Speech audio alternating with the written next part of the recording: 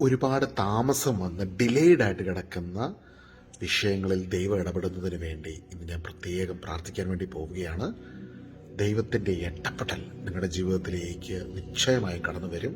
പ്രാർത്ഥിച്ചിട്ടും എന്തുകൊണ്ട് ഇങ്ങനെ ഡിലേ എന്നൊക്കെ ഓർത്ത് മനസ്സുമെടുത്തിരിക്കുകയാണെങ്കിൽ യോഹന്നാൻ 11-ാം അധ്യായത്തിൽ നമ്മൾ കാണുന്നുണ്ട്, ലാസർ വയ്യെന്ന് രോഗബാധിതനാണെന്ന് അറിഞ്ഞിട്ടും ഈശോ താനായിരുന്ന സ്ഥലത്ത് 2 ദിവസം കൂടെ താമസിക്കുകയാണ്.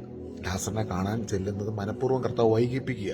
തൊട്ട് താഴെ എഴുതിയിട്ടുണ്ട് അതിൻ്റെ 5-ാം വാക്യത്തിൽ, കർത്താവ് ലാസറിനെയും അവൻ്റെ സഹോദരിമാരായ മാർത്തയും മറിയയും സ്നേഹിച്ചിരുന്നു. ഈശോ നിങ്ങളെ സ്നേഹിക്കുന്നുണ്ട്.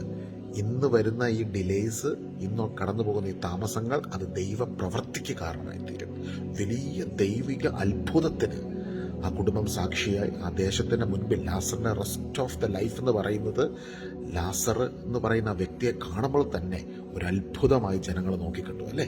അതുപോലെ നിങ്ങളുടെ ജീവിതം ഒരു അത്ഭുതമായി തീരും. കർത്താവെ പ്രാർത്ഥിക്കുന്നു. താമസങ്ങൾ നിമിത്തം വ്യഥകളിലൂടെ വിഷമങ്ങളിലൂടെ കടന്നു പോകുന്നവർക്ക് വേണ്ടി പ്രാർത്ഥിക്കുന്നു. അവിടുത്തെ പ്രവർത്തിക്ക് അവർ സാക്ഷികളായി തീരട്ടെ.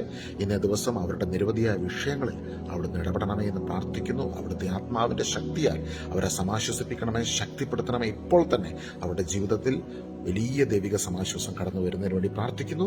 നിത്യപിതാവും പുത്രനും പരിശുദ്ധാത്മാവുമായ സർവീശ്വരായ എന്നേക്കും ആമേൻ. God bless you.